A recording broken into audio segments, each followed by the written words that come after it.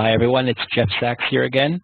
We're doing a series here that we're calling A History of Halacha in 100 Objects. Although I was clear last week that despite the fact that the course title and graphics are a ripoff of the BBC series of a similar name, we probably won't actually cover 100 different objects in however long this series goes on. But after last week's general introduction to the topic of tashmishei mitzva and tashmishei kedusha, mitzvah objects and holy objects, today we're going to begin by looking at TEFILLIN. TEFILLIN is a classic object which falls into the category of tashmishei kedusha. It has inherent holiness.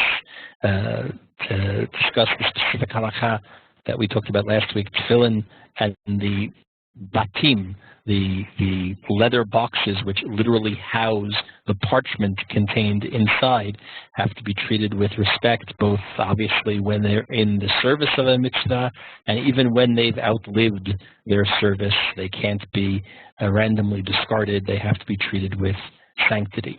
Of course, TEFILLIN is a nickname. The Torah does not refer to them as tefillin.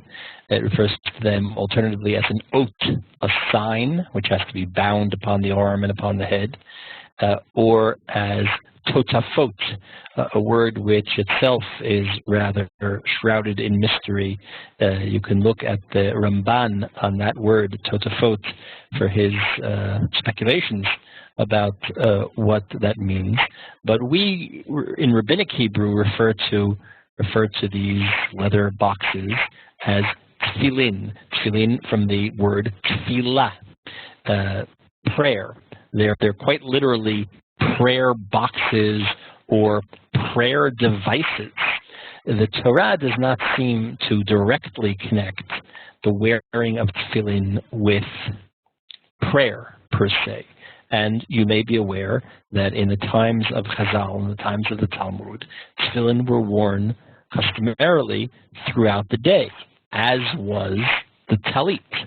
The talit and tefillin were the costume, were the uniform of the observant Jew. Agnon has a lovely line in a story that's actually talking about the centrality of Ivrit, of Hebrew. And he mentions an idea that he once heard from someone else, that the fate of Hebrew as a language was similar to the fate of talit and tefillin, which were once the day in and day out uniform of the Jew. The Jew got up in the morning, he put on talit and tefillin, the way we put on our pants and shirt. And he wore it out in the marketplace, and he wore it out to wherever it is that he went, with some exceptions. Tefillin can't be worn under all circumstances because of their holiness, but generally tefillin were worn as a sign of a Jew's connection to the Word of God, that the words of God were literally bound to his head and to his arm, or to his mind and to his heart, symbolically. But Agnon points out that after we went out into exile, talit and tefillin were relegated to prayer time, to the synagogue. And he mentions in passing that that was the fate of the Hebrew language as well. That Hebrew was once the language of the Jew. It's the language with which the Jew prayed. It's the language with which the Jews studied.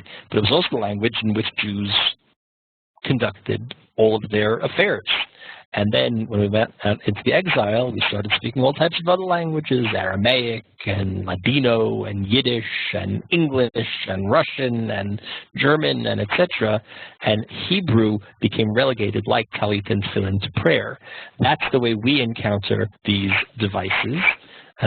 And the very nickname for the oat or the totafot, tefillin, connects it to tefillah, to prayer, but that may not have been the original idea.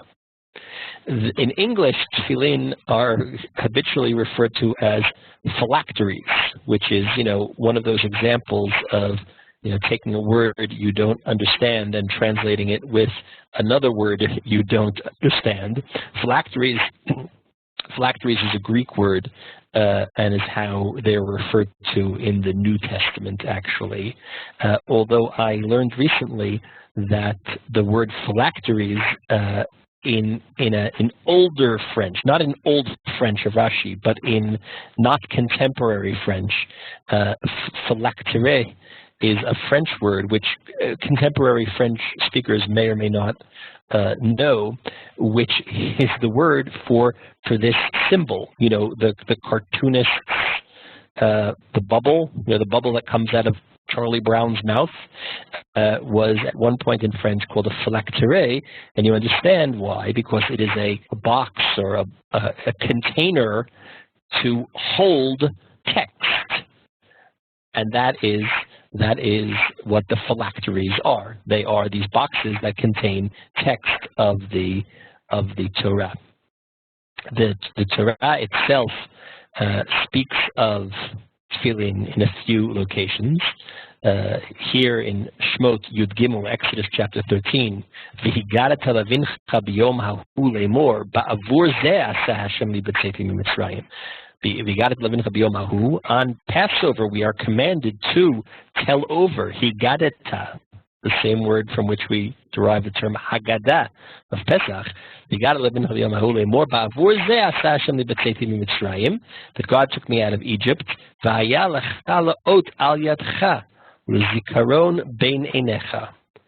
And the fact that God took us out of Egypt should be bound upon as a sign on your hand, and as a remembrance between your eyes. Of course, as you know, or as you certainly can imagine, each and every jot and tittle here becomes the work of rabbinic exegesis to learn what yadcha means, which hand to put it on. The tefillin are bound on, generally speaking, our left hands, because most of us are righties, that it goes on the weaker hand. If you're a lefty, it goes on your right hand. El zikaron bein einecha does not literally mean between your eyes, but here on your forehead at where your hairline is, or where your hairline once was, if you can remember that. If you have to remember it, if your hairline has taken a little trip, as mine has, but centered between the eyes. There's a pastime in shul. Those of you that wear tefillin know that in shul, like in shul, there's one guy who davens, leads the services. Another guy maybe reads the Torah. Another guy is the gabbai that, keeps everything organized. Another guy goes around with the pushka to collect the tzedakah. And usually in any good minyan, there's one guy that goes around and is like telling everyone to straighten their tefillin. Since the tefillin have to be in the center of your head, but sometimes it gets moved, it becomes slightly off center, and since you can't see the tefillin while they're on your head, so somebody else, there's always one guy that likes to go around, and like in the middle of davening, like in the parts maybe where you're not supposed to be talking, so he comes up to you and he comes up to you. Well, I don't have tefillin here with me, but he comes up to you and he like says like this, and he's motioning to you to move your tefillin shel rosh a half a centimeter this way or a half a centimeter that way. Because it's much more fun to like go around telling other people what they should do than to have to daven yourself. So most minyanim have one of these guys who's in charge of this. Now on the phones, some people have like these little mirrors, like these little cosmetic mirrors that you can look in to see like how it is. But now on the phones, on the Siddur app, on the phone, there's an app that you hold it up and it like measures to see how precise it is. And all of this is just proof that, a little obsessive compulsion finds its way into the halacha. But each of these things becomes the subject of the rabbinic exegesis, where the tefillin is supposed to go, what the tefillin are, because in fact the tefillin, the nameless tefillin of the Torah, are not made very clear. And these become the subject of the halacha l'Moshe miSinai. That much of what we know of the dinim of tefillin, or for Sefer Torah for that matter, are part of the oral tradition that, when Moshe was up there on the mountain taking dictation, God says, ot, zikaron, totafot. And these, out of context, are all meaningless. So Moshe probably asks God, hey, totafot, what does that mean? And God explained what they are. They're these little boxes made out of leather. They have to be black, etc., etc. Inside are these parashiot. We'll see to what degree all of this is spelled out on the rabbinic level, on the Torah level, what on the rabbinic level. But the point is somehow connected to this idea of Yetziat Mitzrayim, that God took us out of Egypt. V'haya la'ot al yadcha. Yadcha is the word from which we learn the weaker hand, the less dexterous hand. Yadcha l'totafot beinenecha ki b'chozek yad hotziani Hashem mi Mitzrayim. Now, the Rashbam is, of course, the grandson of Rashi. Yadcha grammatically, because the kaf is not accented and it is a rafeh, a weaker sound. So from that, Chazal understand it's the weaker hand. The Rashbam, Rashi's grandson, whose interpretation focuses on pshat, but in a way that's slightly different than Rashi. The Rashbam was prepared to say things about the pshat of the Torah, the simple understanding, even if it countered the halachic understanding. In other words, clearly we're obligated by the rabbinic interpretation, but he felt a certain liberty to interpret the Torah on the level of pshat in a way which may have gone against the halachic interpretation. So he says, La'ot al yadcha, lefi omek pshuto, yelecha lezikaron tamid ke'ilu katuv al yadcha. Ke'ein simani kechotam al libecha, pasuk in Shir HaShirim. In Shir HaShirim there's this pasuk where the lover tells the beloved to, engrave me on your heart. So what does it mean to tell your beloved that he is engraved on your heart? What does that mean? Nu, what do you think?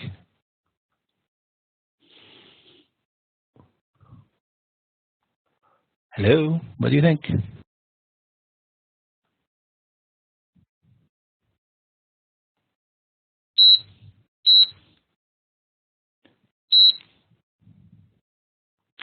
But it doesn't literally mean to take a knife and, make a mark on your heart.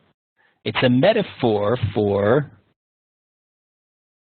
to be, deeply engaged. So the Rashbam says that to think about him or her always. In Dov, when you say not just engraved in the literal sense, meaning not at all in the literal sense. Not at all in the literal sense, but it's a metaphor. It's a metaphor. So the Rashbam says that on one level, the idea of TEFILLIN is a metaphor. What does it mean that you should have a sign on your hand and a memory in your mind or between your eyes? It means you should be ever conscious of Yetziat Mitzrayim. That you should be ever conscious of Yetziat Mitzrayim. So the idea for the Rashbam that on one level TEFILLIN is tefillin is the physical embodiment of a kind of amorphous obligation. The amorphous obligation is to do things, and this is true for so many mitzvot that are connected to the Exodus, to be ever mindful that God took us out of Egypt. But on the level of pshat, on the simple reading of the text, it's allegorical, or it's metaphorical to say that Yetziat Mitzrayim should be burned in our minds. Yetziat Mitzrayim should be always in our heart, but not necessarily concretized as a mitzvah in the way that the halachic interpretation of the text is. But the halachic interpretation of the text, which leads to the normative mitzvah of tefillin, is with this aim of achieving the metaphorical goal. Now, in terms of which part of tefillin is min haTorah and which part was left up to the chachamim, tefillin, of course, we have evidence. There's historical evidence. There's some, if not the oldest Hebrew text that survives are fragments from tefillin. If you ever come to the Israel Museum, if you go to the scribe of the book where they keep the Dead Sea Scrolls as well as other ancient Jewish writing and manuscripts, so some of the oldest artifacts that we have of Hebrew writing are tefillin. And as a matter of fact, at the shrine of the book in the Israel Museum, I'm sorry that I didn't put up a picture here, are tefillin, the tefillin boxes themselves that I think were recovered from Qumran, where they found the Dead Sea Scrolls. But the Gemara in Masechet Sanhedrin here, it says, Omar Rabbi Elazar, Omar Rabbi Oshaya, Eino Chayav Ela al dvar she'ikaro midivrei Torah uferusho midivrei sofrim. V'yesh bo lahusi. The Gemara is talking about the Isser of Zoken Mamre and Bal Tosef, a kind of rebellious elder, someone who interprets the Torah against its accepted traditional interpretation. V'ein lanu ela tefillin aliba de Rabbi Yehuda. So according to one opinion, the example of a halacha whose source is biblical, but whose interpretation is rabbinic, midivrei sofrin, is tefillin. In other words, it could be that the idea of literally binding text from Scripture onto your hand and head is biblical, but the specifics of how that's done, or even the specific design of what the tefillin are, or which texts are included, that the Gemara is open to the possibility that itself may be rabbinic. The Gemara in Menachot, there's no Masechet Tefillin. There's no one tractate of the Gemara that deals with Tefillin, but Masechet Menachot, which is technically dealing with the grain sacrifices, has a very large percentage of the sugyot, of the passages that do deal with Tefillin. Point out that it's talking about here we're talking about multi-part mitzvot that really make up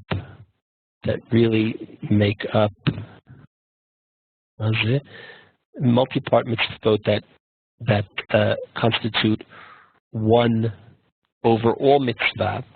So the Gemara says that the 4 parashiot shebetfilin ma'akvin zu etzu. So this Mishnah is the earliest source for the idea that tefillin have 4 parashiot, or 4 paragraphs, or technically chapters in them. That there are 4 passages of text in the tefillin, both in the Shel Yad and the Shel Rosh, the hand on the head, and they are all necessary. That it's not 4 separate mitzvot, but if you were missing one of the 4, the tefillin altogether are invalid. Like the 4 tzitzit, right? On a pair of tzitzit or on a talit, there are 4 corners, so you need all 4. It's all or nothing. If you're missing one corner of tzitzit, the entire garment is invalid. You need all 4 parashiot in the tefillin, and if you're missing one parasha, then the tefillin are not kosher. Afilu k'tav echad ma'akvan, and even one letter, even one bit of the writing is enough to invalidate the whole thing. Now, the question of the integrity of the tefillin, which contain the 4 passages, both the head tefillin and the arm tefillin, is independent of the question of whether or not the set of tefillin constitutes 1 mitzvah or 2 mitzvot. According to the Rambam, you know, the Torah, we have this notion, the Gemara has this notion that there's 613 mitzvot. But interestingly, the Torah does not specify what the 613 mitzvot are. About most of them, there's consensus amongst the commentators. Everyone agrees that eating matzah is a mitzvah. Everyone agrees that Shabbat is a mitzvah. Everyone agrees that you're not allowed to kill or eat pork. These are all mitzvot in the Torah. But there's not unanimity about everything. The Rambam, in his Sefer HaMitzvot, lists the 613 mitzvot. You know that this idea of this number, which the Gemara records, of 613 mitzvot. Where are we? Here we are. 613 mitzvot, which is made up of 248 positive mitzvot and 365 negative mitzvot, prohibitions. 248 plus 365 equals 613.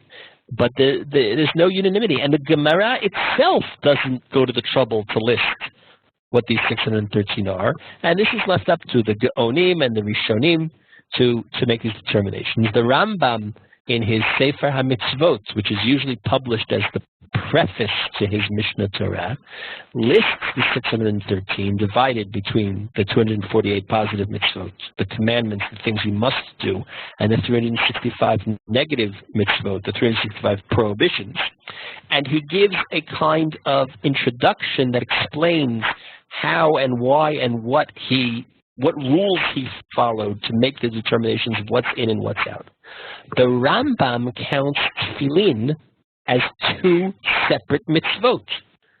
There's one mitzvah of the shel rosh, the head tefillin, and one of the shel yad, the hand tefillin, and they're obviously very closely related, but they are independent mitzvot. Other Rishonim, the Bahag and others, count tefillin as 1 mitzvah with 2 parts to it, the head and the arm, but it gets counted as 1 mitzvah, and this is connected to the question of how many brachot do we say on the tefillin and how that works, and this is connected to differences of practices between the Ashkenazim and the Sfaradim, which I won't get into now.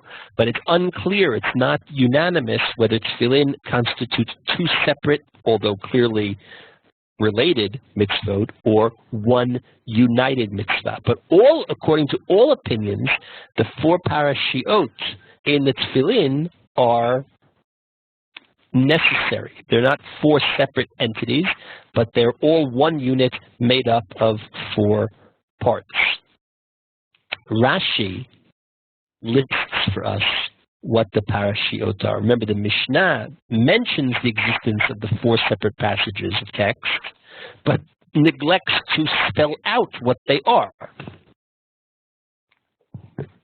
The Gemara, here quoted by Rashi, it tells us what they are.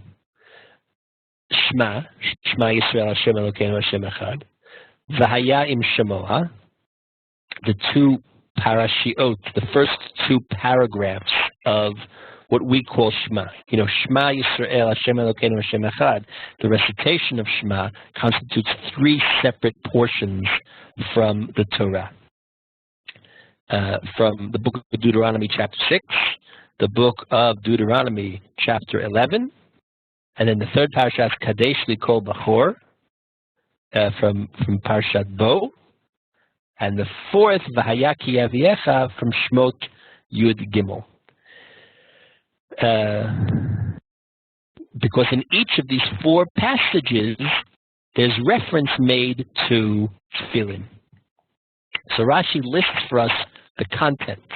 Now, the major difference in the tefillin is how these passages are written out. In the Tefillah Shel Yad, they are written out, the four passages, on one long scroll.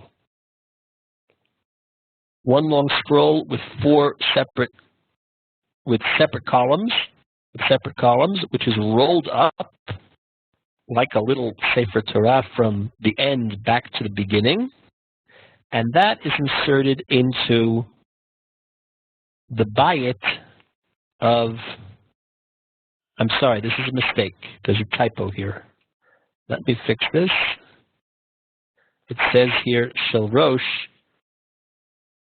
It should say Shel Yad.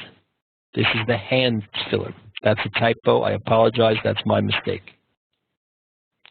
The rolled up scroll is inserted into the tefillin box, and in the tefillin box you can see here there are these tiny holes that have been drilled in. It's sewn up with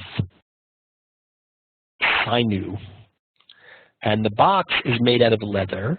This box in the picture is what's called tefillin gasot. It's made from one large, thick piece of leather, which has been molded into the shape of the tefillin with a press and a mold.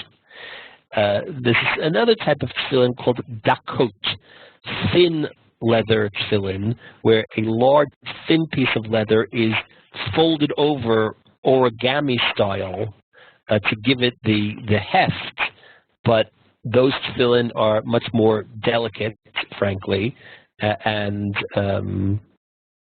they are much cheaper and affordable. Today, the presence of gasot, which are halachically preferred and also a better investment, although more expensive initially, are much more universal, although presumably you can still find the cheaper tefillin dakot made from the thin folded up leather. This is I'm sorry, I just made a mistake here in the labeling of these captions. This is the shell rosh. This is the head tefillin, which is made up of four distinct compartments, and each of the four separate parashiot is written on a separate klaf, on a separate piece of parchment. And again, these parchments are the same parchments as the Torah parchment, written with all of the same dinim and halachot of the way that one writes a Sefer Torah. And the four parashiot are inserted in the head tefillin, so that the first parasha,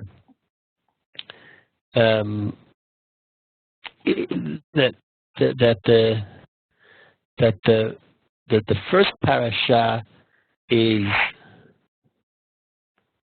on the left-hand side of the wearer, and on the right-hand side of the person looking directly at the person wearing the tefillin. So this is the shell rosh. Here you can see what they both look like. Here's the shel yad, the hand tefillin, and here's the shel rosh, the head tefillin. before the boxes are closed up and sealed up. Today, it's quite common that when boys become bar mitzvah and then a new pair of tefillin is ordered, you can go down to the sofer and the boy himself can put the parashiot as they're written into the boxes before they're sewn up. It's a kind of activity that's quite common these days.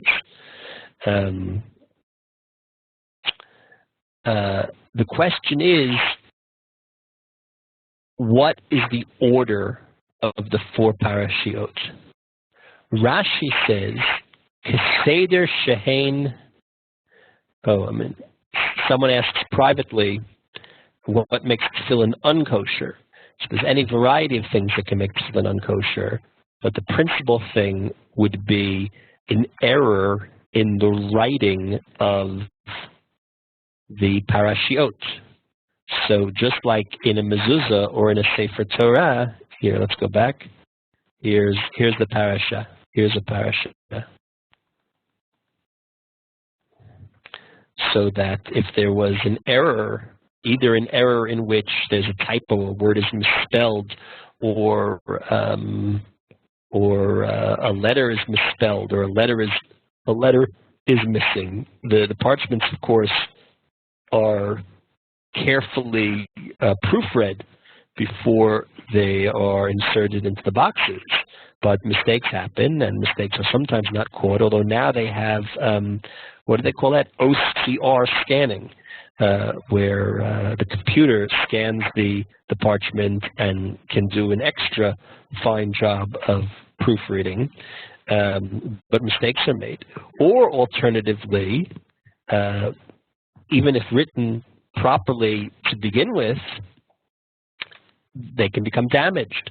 They can become cracked.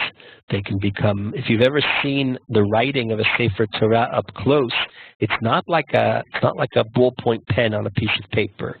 The ink itself almost rests on the surface. And over time and over years, it can become brittle. The ink can crack. The ink can become can break off, rendering the tefillin unkosher. Other things, of course, could happen where the boxes themselves can become damaged through water damage, through being sat on, through being crushed, through any type of thing. And all of these things would be cause for concern, water damage in particular. There's also the tefillin are leather. They're made out of leather, and like any leather product, if you have leather shoes, over time you take a look, you see the leather stretches, the leather gets damaged, the leather can crack.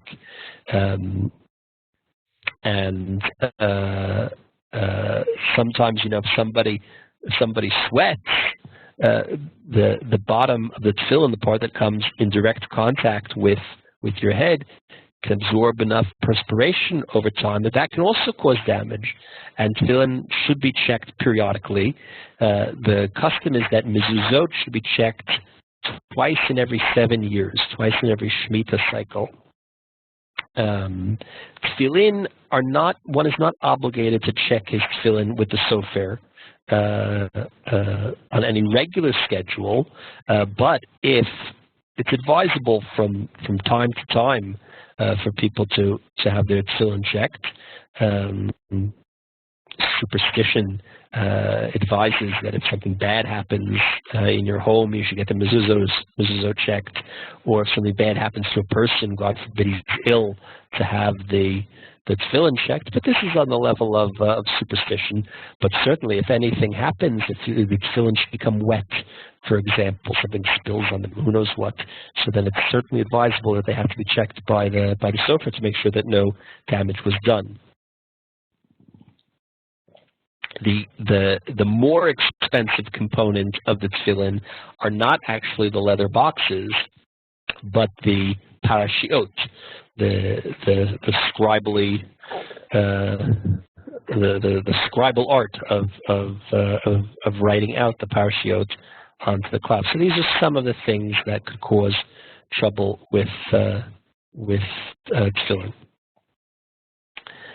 Rashi mentions that these four parashiot, the four passages from the Torah, should be ordered both when they all appear on one long scroll for the hand tefillin, as well as the order in which they are placed in the boxes, in the compartments of the head tefillin, keseder shen ketuvin b'Torah, mukdam mukdam, muchar muchar. They follow the chronological order of how they appear in the Torah. Hilchach hadekatani la'ayel kadesh v'haya ki avyecha miyamin miyamino shel korei ka'amar tahashta keshehu korei kedarko miyamino l'smolo benimtza Koran kesidran v'ha detanya ichba demashma kadesh v'haya ki avyecha mismol amaniach ka'amar dehu yamin shel korei. That the four parashiot should be listed as they appear in the Torah. Rabbeinu Tam, however, Rabbeinu Tam was of the first generation of the Baalei Tosfot. The Tosfot are a collection of commentaries on the Talmud, which were initiated by the grandchildren of Rashi himself. Rashi had no sons, he had daughters, but those daughters had sons.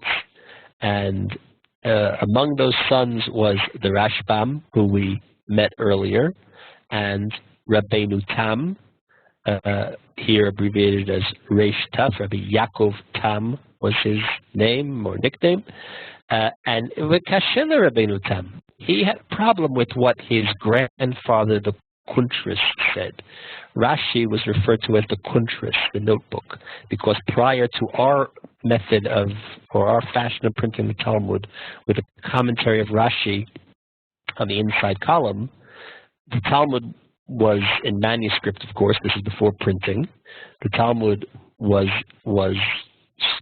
stood alone in one manuscript, and the commentary of Rashi was preserved in these kinds of machbarot, these kinds of kuntrasim. So Tosfot refers to their grandfathers and their great-grandfathers, and the descendants and the students of the Tosfot refer to Rashi as the kuntris, the notebook. But that's what we call Rashi's commentary on the Talmud.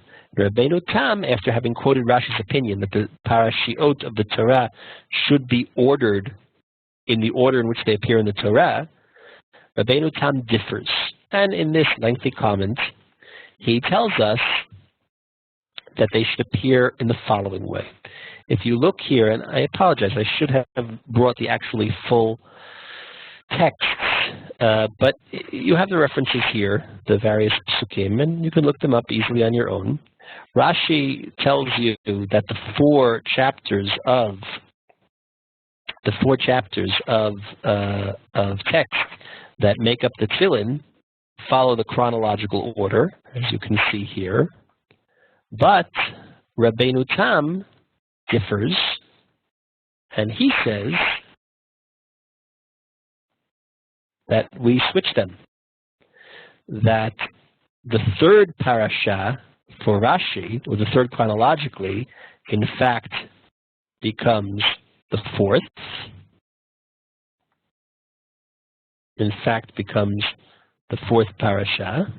Oops, I'm sorry, I'm using the wrong tool here.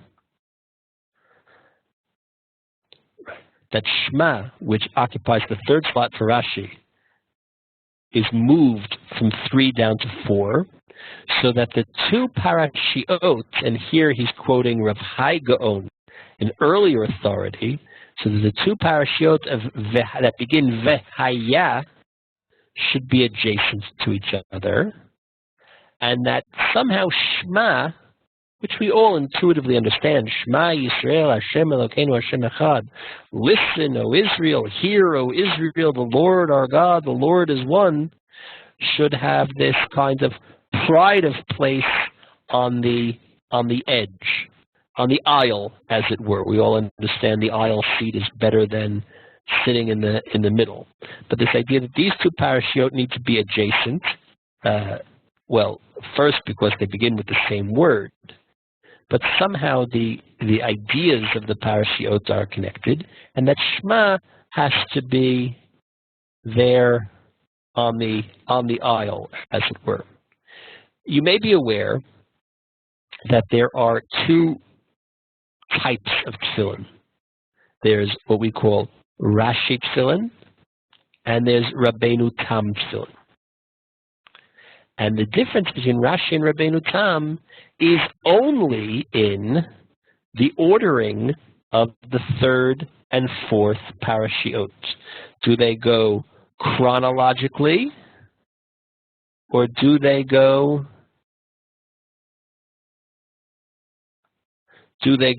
chronologically, or is there some kind of other thematic arrangement? And that is the difference between Rashi and Rabbeinu Tam tefillin. Aside from that, they are identical. In the Shel Rosh, the four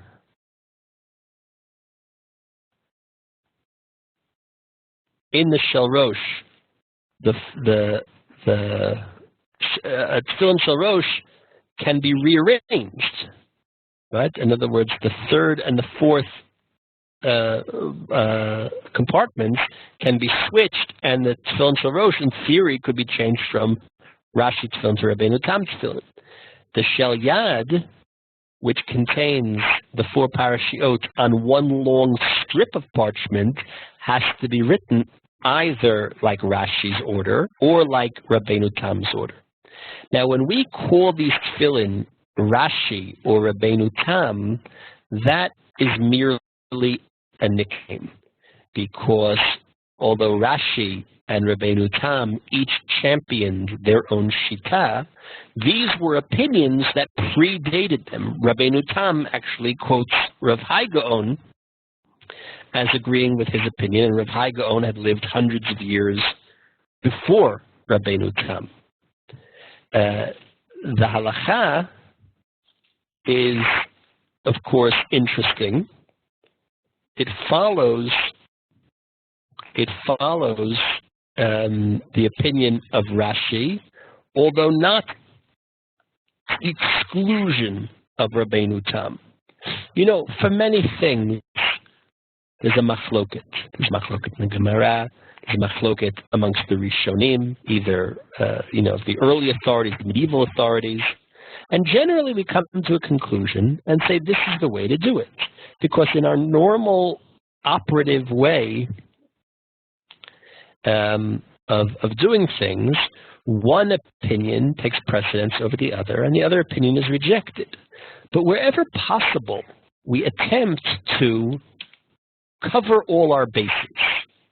And if it's possible to do an action which fulfills all or a majority of opinions, it's preferable.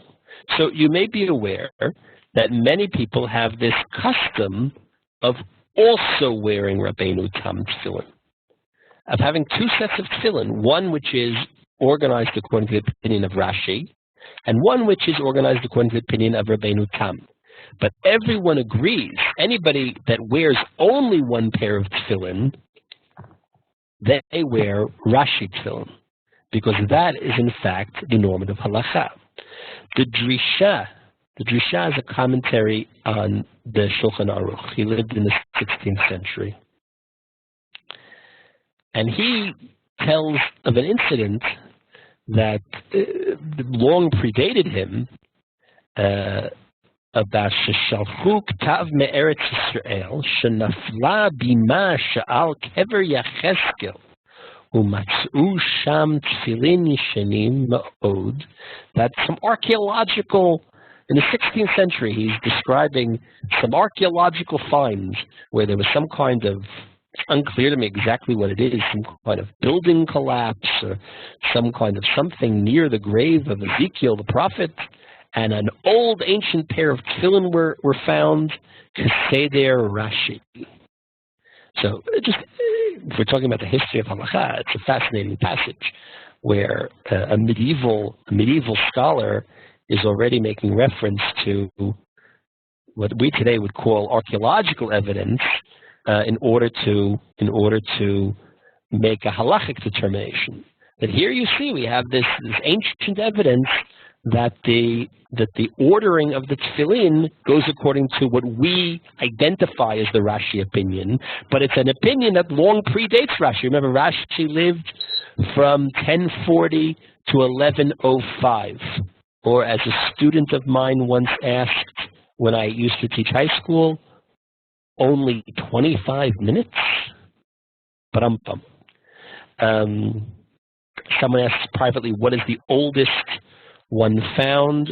So I believe the oldest pair of tefillin that we have is from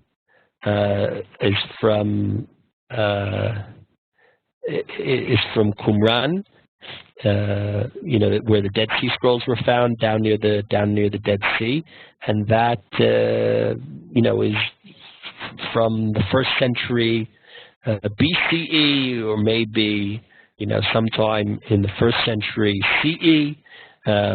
So it's really quite old. Certainly from the period of Bayit Sheni, of the Second Temple period. And then the Drisha points out, V'chein katfu harambam v'harashba kulam hiskimu kirashi v'chein hela beit Yosef b'shem rov haposkim ayin sham. That it's not only Rashi, but it's also the Rambam, Maimonides, as well as other venerable sages and decisors of law, and that is the opinion of the Shulchan Aruch, and that is the normative halacha that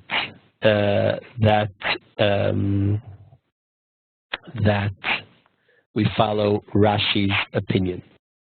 The Shulchan Aruch, in codifying what the order of the placement of the passages is according to Rashi and the Rambam.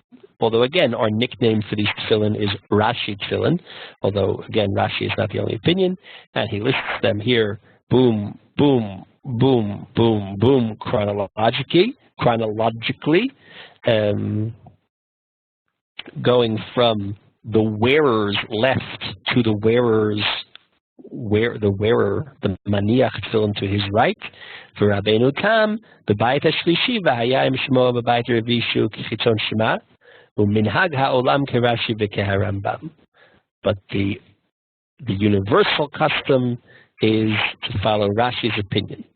However, we have this idea in the Shulchan Aruch continues that a Yirei Shamayim Yitzei Yedei Shnehem, that a pious individual, although obviously the halacha is like Rashi, but a pious, God-fearing individual should attempt to fulfill both opinions.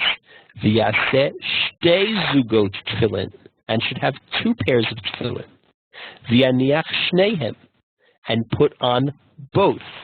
V'yichavein b'hanachatam ba'otam shehem aliba de hilchata ani yotzei yedei chovati. You should wear 2 pairs of tefillin, and you should stipulate that whichever is the correct opinion, that's what I'm doing. V'hashar hem kiritzot ba'alma. You put on 2 pairs of tefillin. You say one of these tefillin is the real tefillin, and the other is I'm just tying these straps onto my arm and onto my head. Ki makom yesh barosh l'haniach shtei tefillin. Now this is something that we don't really encounter. When people put on Rabbeinu Tam tefillin, when they wear a 2nd pair of tefillin, first they put on the Rashi tefillin, and they daven with the Rashi, with the regular tefillin, and then after davening, or after the Amidah, they take off the Rashi tefillin, and they put on the Rabbeinu Tam tefillin. They do not recite another blessing, and they do that in order to also fulfill the opinion of Rabbeinu Tam. But the Shulchan Aruch says that it's possible to simultaneously wear 2 different pair of tefillin. However, nowadays, this is no longer possible. Not in reality, not in theory, but in reality. If you look at maybe you might have a pair of old tefillin, but if you look at old pairs of tefillin, I had a pair of tefillin that belonged to my grandfather. These were tefillin that must have been written in America in the my grandfather became bar mitzvah in 1927. So this is going way back. So this is an old pair of tefillin. It was, frankly, a cheap pair of tefillin, and they were very small. The batim, the boxes, were about a quarter of the size of the tefillin that I wear today, and I wear an average size pair of tefillin. They're larger tefillin. Today, the tefillin are made larger, and this is for a variety of reasons. The very, very small old tefillin, in order for the tefillin to be that small, the parchments had to be written very small. And it's harder for a sofer to write small parashiot than large parashiot, because no matter how large or small the letters are, they still have to conform to the template of how the letters have to be written. So to write in teeny, teeny, tiny little letters is extremely difficult to do with skill and with precision required to create the kosher parchment. So because of this, many of those old-time small pairs of tefillin were not properly kosher to begin with. And if they were, they probably came with great expense. Today, the tefillin, the standard pair of tefillin, are all much larger.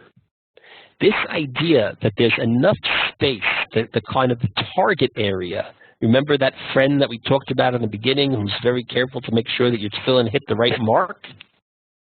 So there's a target area of where the tefillin can go, both on the hand and on the head. In the sidurim, sometimes there's a picture of exactly the right placement of where on the muscle between. There's a little mark. If you feel on your upper left hand, upper arm of your left to your right, there's a point where the two muscles, the bicep and the tricep, where they meet, and there's a little, almost like an indentation, about two-thirds of the way on the upper arm above the elbow. Two-thirds of the way from the elbow up to the shoulder. There's a kind of soft spot where the muscle meets. That's the proper place for the placement of the tefillin opposite the heart. But there's a kind of target area where the tefillin have to rest. If the tefillin are very small, there's room for two of them, one next to the other. But with our tefillin, that's no longer possible. So our practice is, lo yachol aniach bevat achat, so large tefillin, you can't wear both of them simultaneously. Yaniach shel Rashi v'yavarech aleim v'yu alav b'shat kriyat shema u'tfilah. So you wear the regular standard Rashi tefillin, and you wear that for the davening and for kriyat shema and for the amidah, for the Shemona Esrei. V'achar ha'tfilah, and then after the davening, Yaniach shel Rabbeinu Tam b'lo bracha v'yikra behem shema v'haya im shemoa, and you repeat the first two paragraphs of Shema that are talking about the tefillin while wearing the Rabbeinu Tam tefillin. So people today who wear also Rabbeinu Tam do that. But then the Shulchan Aruch says this idea of having two pairs of tefillin, lo yaseh kein ela mi shemuchzak u'mefursam b'chasidut. This stringency, this hidur of having two pairs of tefillin is not for everyone. That one should not do it unless he is well known and established as a pious, righteous person. But for everyday folk like you and me, it may not be proper. Why? Says the Mishnah Berurah, Shekevan sheholam noagim kerashi, since the whole world, meaning the whole world, since the majority of people that wear tefillin follow the practice of Rashi, nireh ki yuhara mi shechoshesh lahachmir. Yuhara is a halachic category, which means haughtiness or arrogance. If everybody goes to shul and wears one pair of tefillin, and you go to shul and wear 2 pairs of tefillin because you want to show that you're more stringent, that is a bad character. That is a vice. Because whether you intend it this way or not, it is interpreted as a type of holier than thou. It's a way of saying or telegraphing, or it may be interpreted by others as saying, you guys may not all be fulfilling the mitzvah of tefillin because you are not covering all your bases as I am. And this idea of yuhara, somebody who in fact might be motivated by pure motives. He wants to be careful to cover all of his halachic bases. He's not an arrogant person, but the very act of doing this is nireh ki yuhara. It may appear to be arrogant. This should be avoided. And therefore, for many years, the practice of people that were stringent to wear Rabbeinu Tam tefillin, and to be clear, for many years, there were very few people who were stringent like this because, tefillin are quite expensive. And Jews were not always in a position to have 2 pairs of tefillin. Sometimes they were lucky to have only 1 pair of tefillin. And in history, there were periods in the medieval times and other times where Jews were not always so careful to wear tefillin. And there were kinds of rabbinic campaigns to fight against this. The normative practice is to wear tefillin every day except for Shabbat and Yom Tov, and Chol HaMoed itself is a machloket. That can be a topic for a different discussion. But besides Shabbat and Yom Tov, the custom is to put on tefillin every day. The Torah does not stipulate that this binding of these signs on the hand and the head is a daily mitzvah. The Gemara seems to have an idea, which the Rambam plays off of in Hilchot Shuvah, that although obviously one should put on tefillin every day, someone who never put on tefillin, karkafta de lo manach tefillin, a skull, a noggin, that never had the benefit of wearing tefillin even once, is susceptible to special punishment. This may be part of what motivates the Chabad effort. You go into the airport, you go into the bus station. I mean, that's the case here in Israel, but even elsewhere in the world, or, if they've gotten yet to Mars or Venus, I'm not sure, where Chabad sets up these little stands and asks if you want to put on tefillin. So some people question this as an outreach method. Really? You're going to get someone to put on tefillin once and that's somehow going to turn them on? Well, maybe. You never know what's going to influence someone to explore his or her Judaism. But Chabad may be motivated by a different theological impulse. That Gemara that says that if you have the mitzvah of tefillin, in your bank account, even once, that your head, it can't be said about your thick skull, that it never even once put on tefillin, that may be enough to redeem you. That may be enough to save you on the judgment day. So even if we know that slapping these tefillin on this guy in the bus station is not going to lead to further Jewish identity and commitment and involvement, but theologically it may save him, that may be part of what's motivating that Chabad tefillin initiative.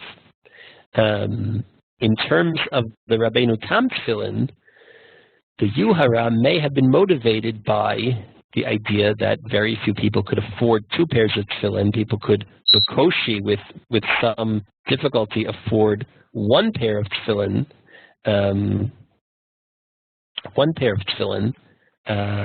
So that it was Yuhara. Apparently, Rav Avadia Yosef Zichrono Livracha thought that in our day and age this may no longer be the case. Anybody we live in a world where most people own cars. Cars are significantly more expensive than a pair of tefillin. Some people own more than 1 car. The sociological nature of Yuhara might be dependent on contingent upon sociological change. The idea that somebody might own 2 pairs of tefillin today is not quite as haughty as it once might have been when we have other types of consumer goods. And today it could be that somebody that would put on 2 pairs of tefillin in shul, it's no longer a sign of this kind of haughtiness which is to be avoided, or need be practiced only in private. There were people that wore 2 pairs of tefillin. They would go to shul and wear the Rashi tefillin, and then they would privately put on the Rabbeinu Tam tefillin so as not to appear haughty. Rav Avadia raised the question, in our day and age, which doesn't mean that we can't point to this person or that person and understand that they're in bad financial way. But if you look at Jewish society as a whole, we're in a different place. If somebody should own 2 pairs of tefillin, it's not necessarily the same kind of haughty arrogance that it once might have been. And therefore, it seems to me that the number of people that are wearing Rabbeinu Tam tefillin is slightly on the rise. It's something that you can see, not a majority, but a certain number of people in many mainstream synagogues are wearing the Rabbeinu Tam tefillin. Yiska asks a question which I had ducked until now, but about tefillin for men only, right? The mainstream halacha is that tefillin are not worn by women in the Orthodox community, although in other communities that's of course not the case. Although, generally speaking, women are exempt from what's known as mitzvot aseh shazman grama, time-bound positive mitzvot, like sitting in the sukkah, like shaking lulav and etrog, like tefillin, because tefillin are only worn during the day. For most of those mitzvot, women are allowed to volunteer. Women are not obligated to sit in the sukkah, but they are encouraged to do so, and they should. Women are not obligated to shake a lulav, but they are encouraged to do so. My daughter, I have a teenage daughter, I buy her a lulav and etrog just like I buy for my sons, because if she's going to come to shul, why should she have to borrow someone's lulav and etrog after everyone else is davening? If she wants to come to shul and take the lulav and etrog, she should have her own lulav and etrog. We spend enough money on our children, Baruch Hashem, on all types of shtuyot and nourishkeit and presents and toys that are here today and gone tomorrow. Somebody wants to do a mitzvah, lulav and etrog is, thank God, affordable. So why not? However, the mainstream opinion is that certain things women do not even volunteer for, meaning should they want to do it, it is not the mainstream halacha. And principally we're talking here about tefillin and talit, although even that has begun to be questioned. And there is, in fact, precedent in halacha and in history for women who did wear tefillin, but it has not yet entered the mainstream practice for women to wear tefillin. But it seems to me that these are things that people are thinking a lot about recently. And if you spend half a second Googling, you'll discover that there have been attempts to raise this question as part of normative practice in American synagogues and schools, and day schools, in the past number of years. So it's definitely a phenomena to keep our eye on. So this has been a quick review of some of the issues in TEFILLIN. Of course, we left out a whole variety of things, but that'll be the nature of trying to cover 100 halachic objects in however many sessions that we have. I will see you next week when we will be back on our normal sync of winter time, when Jerusalem is 7 hours ahead of Eastern time in America, and all the other time zones can do the math yourselves.